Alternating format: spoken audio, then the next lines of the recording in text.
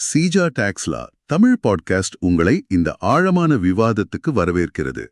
வீட்டில் இருந்தபடியே வரிச்சட்ட வழக்குகளை கேட்டு மகிழுங்கள். ஜிஎஸ்டி சட்ட அறிவை மேம்படுத்த சீஜா டாக்ஸ்லா தமிழ் பாட்காஸ்டை தவறாமல் கேளுங்கள். எங்களுடன் இணைந்திருக்க தொடர்பு கொள்ள வேண்டிய எண் 9486488687. வணக்கம். நீங்க ஒரு ஏற்றுமதியாளர்னு கற்பனை பண்ணிக்கோங்க.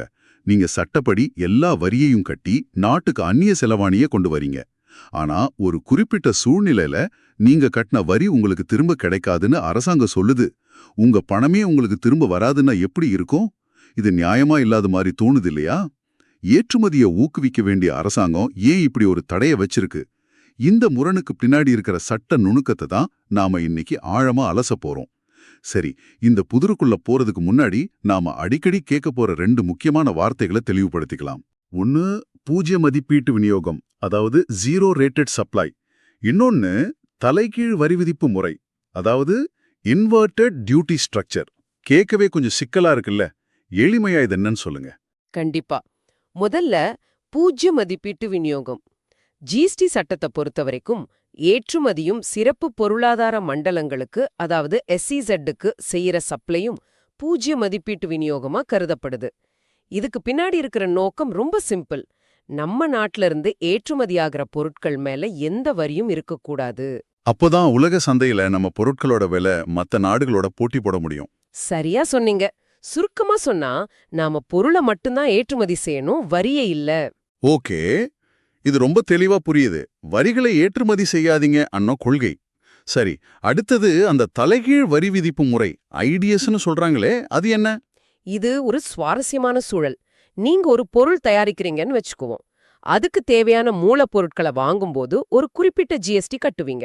அதுக்கு பேரு உள்ளீட்டு வரி, இன்புட் டாக்ஸ். ஆமா, நீங்க தயாரிச்ச பொருளை விக்கும்போது வாடிக்கையாளர்கிட்ட இருந்து ஜிஎஸ்டி வசூல் பண்ணுவீங்க. அது வெளியீட்டு வரி. இப்போ நீங்க வாங்குற மூலப்பொருட்களுக்கான ஜிஎஸ்டி விகிதம் நீங்க விக்கிற பொருளோட ஜிஎஸ்டி விகிதத்தை விட அதிகமா இருந்தா அங்கதான் இந்த தலைகீழ் வரி விதிப்பு முறை வருது. ஒரு உதாரணத்தோட சொன்னா இன்னும் நல்லா புரியும்னு நினைக்கிறேன். நிச்சயமா. ஒரு உரம் தயாரிக்கிற கம்பெனி எடுத்துக்கலாம். அவங்க உரம் தயாரிக்க தேவையான ரசாயனங்களை 18% ஜிஎஸ்டி கொடுத்து வாங்குறாங்க. 18%? ஆமாம், 18%. ஆனா அவங்க தயாரிச்ச உரத்தை விவசாயிகளுக்கு 5% ஜிஎஸ்டிக்கு தான் விற்க முடியும். ஓஹோ, அப்ப பெரிய வித்தியாசம் வருமே. ஆமா, இப்ப பாருங்க, அவங்க கட்டுன உள்ளீட்டு வரி 18%. ஆனா அவங்க வசூல் பண்ற வெளியீட்டு வரி வெறும் 5% தான். ஒவ்வொரு தடவை பொருள் விற்கும் போதும் 13% வரி வித்தியாசம் அவங்க கணக்குல சேர்ந்துகிட்டே போகும். பயன்படுத்தப்படாம அப்படியே சேர்ந்துகிட்டே போகுமா? ஆமா, இப்படி பயன்படுத்தப்படாம சேர்ந்துட்டே போற உள்ளீட்டு வரிக்கடனுக்கு பேரு தான் ஐடிசினால சேர்ந்த ஐடிசி. சரி, அப்போ ஒரு ஏற்றுமதியாளரோட கணக்குல இப்படி ஐடிசி சேர்ந்துட்டே போகுது. இது அவங்க எப்படி திரும்ப வாங்குறது? அரசாங்கம் இதுக்கு ஏதாவது வழி வச்சிருக்கா? ஏன்னா இது அவங்களோட உழைப்புல போட்ட பணம் இல்லையா? ஆமா, அரசாங்கம் 2 வழிகளை கொடுத்திருக்கு. ஏற்றுமதியாளர்கள் இந்த 2ல ஏதாவது ஒன்னு தேர்ந்தெடுக்கலாம். முதல் வழி நாம வழி ஏன்னு சொல்லுவோம். இதுல ஏற்றுமதி செய்யும் போது ஐஜிஎஸ்டி கட்ட வேண்டியது இல்ல. வரி கட்டாங்களே ஏற்றுமதி செய்யலாமா? ஆமா, அதுக்கு பதிலா ஒரு கடன் உறுதி பத்திரம், அதாவது லெட்டர் ஆஃப் அண்டர்டேக்கிங், LUTய ஃபைல் பண்ணிட்டு ஏற்றுமதி செய்யலாம். இப்படி பண்ணும்போது அவங்க கணக்குல சேர்ந்திருக்கிற பயன்படுத்தப்படாத மொத்த ஐடிசிய ரீஃபண்டா வாங்கிக்கலாம். ஐடிஎஸ்னால சேர்ந்த ஐடிசி உட்பட எல்லாமே திரும்ப கிடைச்சிடும். ஓகே, இது ஒரு நேரடியான வழி மாதிரி தெரியுது. அப்போ இரண்டாவது வழி என்ன? இரண்டாவது வழி, அதாவது வழி பி.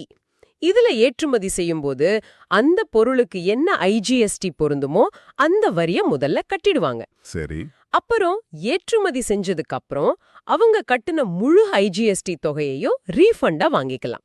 இது எப்படி நடக்கும்? இதுக்கு தனியா அப்ளை பண்ணணுமா? பெரும்பாலும் இது ஷிப்பிங் பில் ஃபைல் பண்ணும்போதே ஆட்டோமேட்டிக்கா நடக்கிற ஒரு செயல்முறை. அதனால இது சுலபமா தோணும். வழி பி கேட்கறதுக்கு ரொம்ப சுலபமா இருக்கு. எல்லாம் ஆட்டோமேட்டிக்கா நடக்குதுன்னா நிறைய பேர் இதைத்தானே தேர்ந்தெடுப்பாங்க. ஆனா இங்கதான் நம்மளோட இன்னைய விவாதத்தோட மையப்புள்ளியே வருது இல்லையா? சரியா சொன்னீங்க. பிரச்சனை வர்றதே இந்த வழி பியை தேர்ந்தெடுக்கிறவங்களுக்கு தான். அவங்க கட்டுன ஐஜிஎஸ்டிய திரும்ப வாங்கிடுறாங்க, அதுல பிரச்சனை இல்ல. ஆனா அந்த தலைகீழ் வரி விதிப்பு முறையால, அதாவது ஐடிஎஸ்னால அவங்க கணக்குல எக்கச்சக்கமா சேர்ந்திருக்கிற ஐடிசிய அவங்களால திரும்ப வாங்க முடியறதில்ல. அப்படியா? ஏன்? சட்டம் அதை தடுக்குது. இங்கதான் பல ஏற்றுமதியாளர்கள் மாட்டிக்கிறாங்க. ஒரு நிமிஷம். சட்டம் நேரடியாவே முடியாதுன்னு சொல்லுதா? இது என்ன ஒரு மாதிரி இருக்கு? ஏற்றுமதியாளருக்கு இது பெரிய நிதி முடக்கத்தை ஏற்படுத்துமே. அவங்க பணம் ஐடிசி ரூபத்துல முடங்கி போயிடும்ல. எந்த சட்டம் இதை இவ்வளவு கடுமையா சொல்லுது? ஆமா, சிஜிஎஸ்டி சட்டம் 2017 பிரிவு 54(3) தான் ரீஃபண்ட் பத்தி பேசுது. அதுல இருக்கிற 2வது நிபந்தனை செகண்ட் ப்ரொவைசோ ரொம்ப தெளிவா எந்த சந்தேகத்துக்கும் இடமில்லாம சொல்லுது. என்னன்னு சொல்லுது? என்னன்னா, நீங்க பூஜ்ய மதிப்பீட்டு விநியோகத்துக்காக கட்டுன ஐஜிஎஸ்டி வரிய ரீஃபண்டா வாங்கிட்டீங்கன்னா உங்களுக்கு உள்ளீட்டு வரி கடன் ரீஃபண்ட் கிடைக்காது. அவ்வளவுதான். அவ்வளவுதானா? நேரடியாவே சொல்லிட்டாங்களா? ஆமா, இந்த தடை முழுமையானது. எந்த விலக்கும் கிடையாது. நம்ம பழைய உரத் தயாரிப்பாளர் உதாரணத்துக்கே வருவோம். அவர் வழி பிஏ தேர்ந்தெடுத்து 5% ஐஜிஎஸ்டி கட்டி அது திரும்ப வாங்கிட்டாருன்னு வச்சுப்போம். ஆனா அவரோட கணக்குல அந்த 13% வித்தியாசத்தால சேர்ந்த ஐடிசிக்கு என்ன ஆகும்? அது அப்படியே முடங்கிடும். அந்த 13% வித்தியாசத்தால் சேர்ந்த ஐடிசிய அவரால் திரும்ப பெறவே முடியாது. எனது பெறவே முடியாதா? முடியாது. ஏன்னா அவர் ஏற்கனவே ஐஜிஎஸ்டி ரீஃபண்ட் வாங்கிட்டாரு. சட்டம் அவரை 2வது ரீஃபண்ட் வாங்க விடாது. இதுதான் இங்க இருக்கிற சிக்கலே. பாக்கறதுக்கு சுலபமா இருக்குன்னு வழி பிக்குள்ள போனா ஒரு பெரிய ஐடிசி தொகை முடங்கி போக வாய்ப்பு இருக்கு. எனக்கு ஒரு விஷயம் புரியல. அரசாங்கத்தோட நோக்கம் ஏற்றுமதியை ஊக்குவிக்கிறது தானே. அப்புறம் ஏன் இப்படி ஒரு விதியை கொண்டு வந்து ஏற்றுமதியாளரோட பணத்தை முடக்கணும்? இதுக்கு பின்னாடி ஏதாவது பெரிய காரணம் இருக்கா? இல்ல இது சட்டத்தை உருவாக்கும் போது ஏற்பட்ட ஒரு தவறா? இது தவறு கிடையாது. ரொம்ப யோசிச்சு வடிவமைக்கப்பட்ட ஒரு விதிதான். இதுக்கு நாம 3 முக்கிய காரணங்களை சொல்லலாம். சரி, என்ன காரணங்கள்? முதல் மற்றும் முக்கியமான காரணம் இரட்டை பலன்களை தடுப்பது. இரட்டை பலனா? ஆனா இது உண்மையிலே இரட்டை பலனான்னு எனக்கு ஒரு சந்தேகம். ஏற்றுமதியாளர் 18% வரி கட்டியிருக்காரு. ஆனா வெளியீட்டு வரியா 5% தான் இருக்கு. அவர் ஐஜிஎஸ்டி ரீஃபண்ட் வாங்கும்போது அந்த 5% தான் திரும்ப வருது. மீதி இருக்கிற 13% அவரோட பணம் தானே. அது எப்படி இரட்டை பலனாகும்? நல்ல கேள்வி. நாம ஏற்றுமதியாளர் பார்வையிலிருந்து பார்க்கும்போது அப்படிதான் தோணும். ஆனா அரசாங்கம் இதை எப்படி பாக்குதுன்னா, நீங்க கட்டின 5% ஐஜிஎஸ்டிய ரீஃபண்டா வாங்கும்போது அந்த 5% வரிய செலுத்த நீங்க பயன்படுத்தின ஐடிசியும் உங்களுக்கு திரும்ப கிடைச்ச மாதிரி தான் அர்த்தம். ஓ, அப்படியா பாக்குறாங்க? ஆமா. அதனால ஐஜிஎஸ்டி ரீஃபண்ட் வாங்கினதுக்கு அப்புறம் மறுபடியும் ஐடிஎஸ்னால சேர்ந்த ஐடிசிக்கு ரீஃபண்ட் கொடுத்தா அது ஒரே பரிவர்த்தனைக்கு 2 தடவை ரீஃபண்ட் கொடுத்த மாதிரி ஆயிடும்னு சட்டம் கருதுது. இதுதான் அவங்களோட வாதம். ஓகே, இது அரசாங்கத்தோட பார்வை. ஆனா இது ஏற்றுமதியாளர்களுக்கு ஏற்புடையதா இருக்குமான்னு தெரியல. சரி, அடுத்த காரணம் என்ன? 2வது காரணம் வழி ஏ, அதாவது எல்யூடி வழிய மறைமுகமா ஊக்குவிக்கிறது. இது ஒரு வகையான சாய்ஸ் ஆர்கிடெக்சர். சாய்ஸ் ஆர்கிடெக்சரா? அது என்ன? அதாவது ஒரு பாதையை ரொம்ப எளிதாகவும் பலனுள்ளதாகவும் மாற்றி எல்லாரையும் அந்த பாதையை தேர்ந்தெடுக்க வைக்கிறது. எல்யூடி வழியில போனா உங்க மொத்த ஐடிசியும் உங்களுக்கு திரும்ப கிடைச்சிடும். எந்த பிரச்சனையும் இல்ல. அதனால சட்டம் என்ன சொல்லுதுன்னா, நாங்க உங்களுக்கு ஒரு சூப்பரான வழி வச்சிருக்கோம், அதை பயன்படுத்துங்க. அதை விட்டுட்டு நீங்க சுத்தி போற வழியை தேர்ந்தெடுத்தா அதுல ஏற்படுற இழப்புகளுக்கு நாங்க பொறுப்பில்ல அப்படிங்கிற மாதிரி தான் இது. அப்போ இது ஒரு தண்டனை மாதிரி இல்ல, ஒரு வழிகாட்டுதல் மாதிரி. சுவாரஸ்யமா இருக்கு. சரி, 3வது காரணம். 3வது காரணம் வருவாய் கசிவை தடுப்பது. அதாவது வரி ஏய்ப்பை தடுக்கிறது. வரி ஏய்ப்பா? அது எப்படி? அரசாங்கத்துக்கிட்டேந்து தப்பா பணத்தை வாங்க முயற்சி பண்ணலாம். ஓ, அந்த மாதிரி மோசடிகளும் நடக்க வாய்ப்பு இருக்கா? நிச்சயமா. இந்த மாதிரி மோசடிகளை தடுக்க சட்டம் ஒரு தெளிவான கோட்டை போடுது. உங்களுக்கு 2 ஆப்ஷன் இருக்கு. ஒன்னு ஐஜிஎஸ்டி ரீஃபண்ட், இல்லனா ஐடிசி ரீஃபண்ட். 2ல ஏதாவது ஒண்ணு மட்டும்தான் தேர்ந்தெடுக்க முடியும். இப்படி ஒரு கட்டுப்பாட்டை வைக்கும்போது கணக்கு வழக்குகளும் தெளிவா இருக்கும், மோசடிகளும் குறையும். புரியுது. மோசடியை தடுக்கணுங்கிறது சரியான நோக்கம்தான். ஆனா அதுக்காக நேர்மையா தொழில் பண்ற எல்லா ஏற்றுமதியாளர்களையும் பாதிக்கிற மாதிரி ஒரு விதியை கொண்டு வர்றது சரியா? இது ஒரு சின்ன பிரச்சனைக்கு ரொம்ப பெரிய மருந்து கொடுக்கற மாதிரி இல்லையா? இந்த விஷயத்துல நீதிமன்றங்களோட பார்வை என்னவா இருக்கு? யாராவது இதை எதிர்த்து கோர்ட்டுக்கு போயிருக்காங்களா?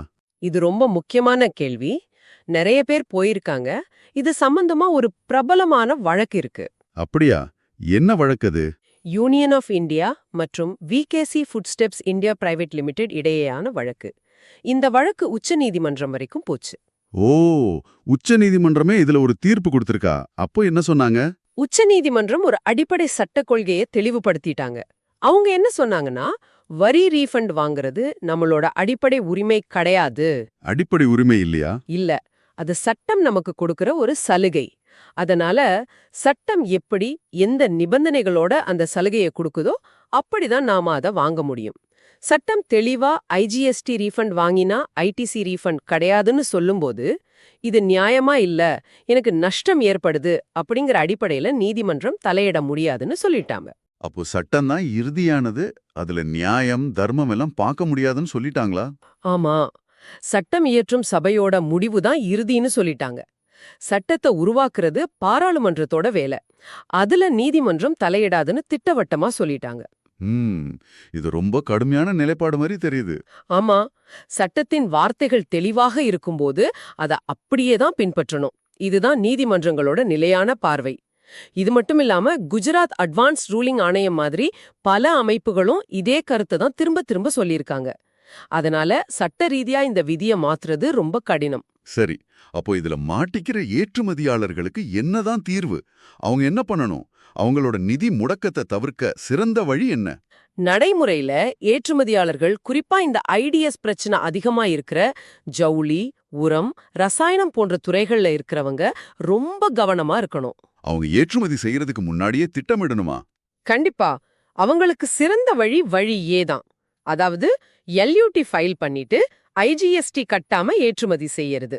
இப்படி செய்யும்போது அவங்க கணக்குல எவ்வளவு ஐடிசி சேர்ந்திருந்தாலும் அத முழுமையா எந்த தடையுமின்றி திரும்ப வாங்கிக்கலாம். இதுதான் அவங்களோட மூலதனத்தை முடங்காம பாத்துக்க ஒரே வழி. ஆமா, இதுதான் சிறந்த வழி. அப்போ சுருக்கமா சொன்னா, சட்டம் ஏற்றுமதியாளர் கையில ஒரு தேர்வை கொடுக்குது. வழி ஏ அல்லது வழி பி. அவங்க தங்களோட வணிகச் சூழலை புரிஞ்சுக்கிட்டு எந்த வழியை தேர்ந்தெடுத்தா லாபம், எதுல நஷ்டம்னு கணக்கு போட்டு சரியா முடிவெடுக்கணும். ஒருவேளை வழி பி சுலபமா இருக்குன்னு யோசிக்காம தேர்ந்தெடுத்தா அதோட விளைவுகளையும் அவங்களே தான் ஏத்துக்கணும். மிகச் சரியா சொன்னீங்க. இதுதான் இந்த விவாதத்தோட சாராம்சம். இது ஏற்றுமதி நடைமுறைகளை எளிமைப்படுத்தவும், அரசின் வருவாயை பாதுகாக்கவும், இரட்டை பலன்களை தடுக்கவும் உருவாக்கப்பட்ட ஒரு திட்டமிட்ட சட்ட கட்டமைப்பு. சிலருக்கு இது கடினமா தோணலாம், ஆனா இதுக்கு பின்னாடி ஒரு பரந்த கொள்கை நோக்கம் இருக்கு. சட்டம் இங்க ஒரு சமநிலையை உருவாக்க முயற்சி பண்ணுது. இந்த ஆழமான அலசல்ல இருந்து நாம என்ன கத்துக்கிடோம்னு யோசிச்சு பாருங்க. ஒரு பக்கம் ஏற்றுமதியாளரோட நிதி நலன், இன்னொரு பக்கம் அரசாங்கத்தோட வருவாய் பாதுகாப்பு. இந்த ரெண்டுக்கும் நடுவுல ஒரு சமநிலையை கொண்டு வர சட்ட முயற்சி பண்ணும்போது சில நேரங்கள்ல இப்படிப்பட்ட சிக்கலான விதிகள் உருவாகுது. இப்போ உங்ககிட்ட ஒரு கேள்வியை விட்டுட்டு போறேன். ஏற்றுமதியாளர்களுக்கு இந்த இரண்டு வழிகளில் ஒரு தேர்வை வழங்குவது நியாயமானதா? அல்லது ஐஜிஎஸ்டி ரீஃபண்டிலிருந்தே திரட்டப்பட்ட ஐடிசியை கழித்துக்கொண்டு மீதியை வழங்கும் ஒரு எளிமையான முறையை அரசாங்கம் உருவாக்க வேண்டுமா? எது நாட்டின் ஏற்றுமதிக்கு உண்மையிலேயே ஊக்கமளிக்கும்? இதை பத்தி நீங்க யோசிச்சு பாருங்க. இது சிஜா டாக்ஸ் லா தமிழ் பாட்காஸ்ட், உங்கள் GST legal learning partner. GST சட்டம் பேசும் உங்கள் தோழன். எங்களுடன் இணைந்திருக்க தொடர்பு கொள்ள வேண்டிய எண் 9964886879.